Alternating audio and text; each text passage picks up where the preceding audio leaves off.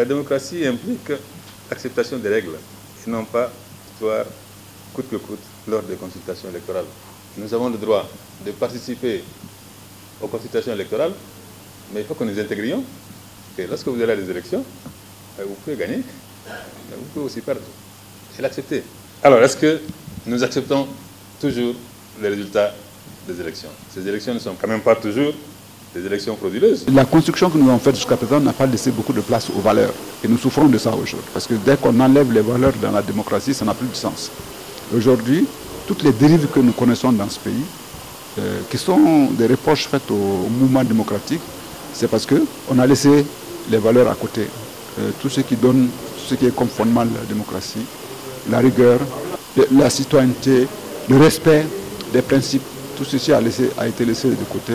Et nous payons le prix de ça aujourd'hui. Je crois qu'il faut essayer de voir comment nous pouvons revenir, pas retourner en arrière, mais reprendre ces questions-là et les mettre au cœur de notre processus démocratique. C'est un modèle qui à un moment déterminé a fait rêver beaucoup de pays africains, mais c'est un modèle aussi qui à la pratique a démontré quelques faiblesses.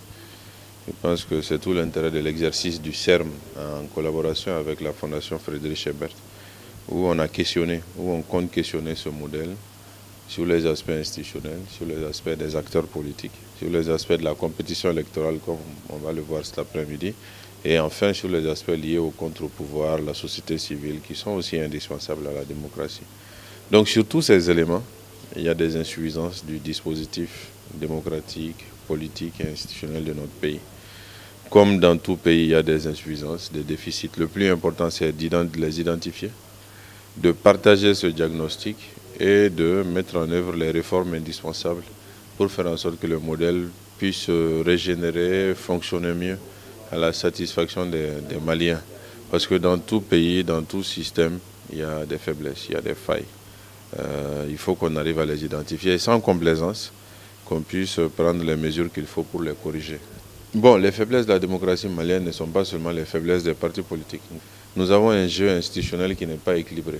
Il est totalement en faveur de la première institution qui est le président de la République. Autrement dit, le président de la République a trop de pouvoir dans notre pays. C'est une faiblesse de notre système démocratique et institutionnel.